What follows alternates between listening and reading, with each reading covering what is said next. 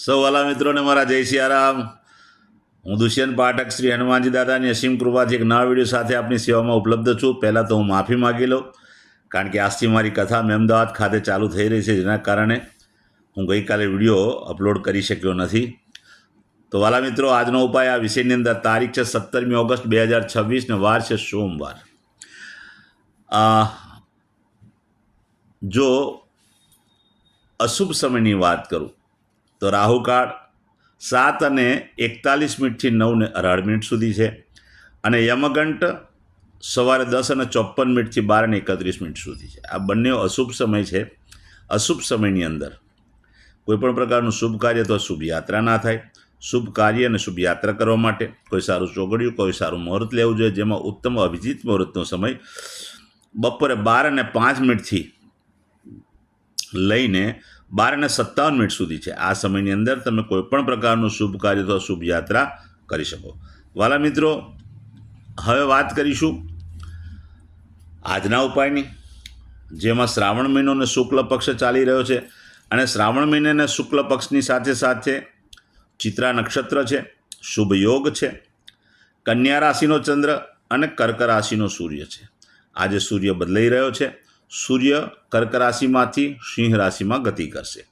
ત્યાર પછી સતત 1 માસ સુધી સૂર્ય સિંહ રાશિમાં નિવાસ કરશે.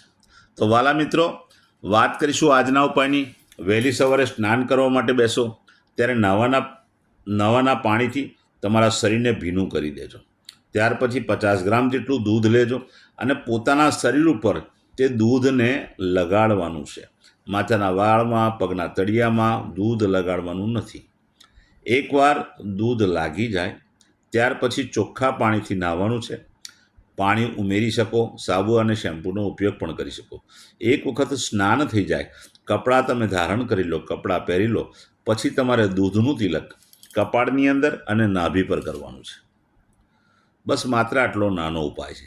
ત્યાર પછી સીધું સંધ્યાકાળે પશ્ચિમ દિશા તરફનું મુખ રાખી શ્રી હનુમાનજી દાદાને કાગભૂષણની રામાયણજીનો પાઠ અને એક હનુમાન ચાલીસાનો પાઠ દાદાને અર્પણ કરજો. રાત્રે સૂતા પહેલાં પોતાની જ પથારીમાં બેસજો, પલાઠી વાળજો. ઓમ કૃષ્ણાય વાસુદેવાય હરે પરમાત્મને પ્રણત ક્લેશ નાશાય ગોવિંદાય નમો નમઃ આ મંત્ર યથાશક્તિ તમે જપજો. બસ આટલું કરી લેશો એટલે આજનો ઉપાય પરિપૂર્ણ થઈ જશે. જે મારા વાલા મિત્રનો જન્મદિવસ આજે 17મી તારીખે 17 ઓગસ્ટ 2026ના દિવસે આવ્યો છે, તે બધાને સૌપ્રથમ તો જન્મદિવસની શુભકામના. શ્રી હનુમાનજી દાદા તમારી મનોકામના પૂર્ણ કરે, બલબુદ્ધિ વિદ્યા આપે અને તમારું અને તમારા પરિવારનું રક્ષણ કરે. ઉપાયના ભાગરૂપે મેં કહ્યું તે પ્રમાણે સ્નાન, મેં કહ્યું તે પ્રમાણે દૂધનું તિલક કપાળની અંદર કરવાનું છે. ત્યાર પછી ગૌશાળાએ જવાનું, ગાયોની સેવા કરવાની છે. ગાયોને લીલું ઘાસનું દાન આપવાનું છે. ત્યાર પછી પોતાના ઘરે જે ભોજન બન્યું હોય તે ભોજન પણ ગાયોને અર્પણ કરી ગાયોના આશીર્વાદ મેળવવાના છે.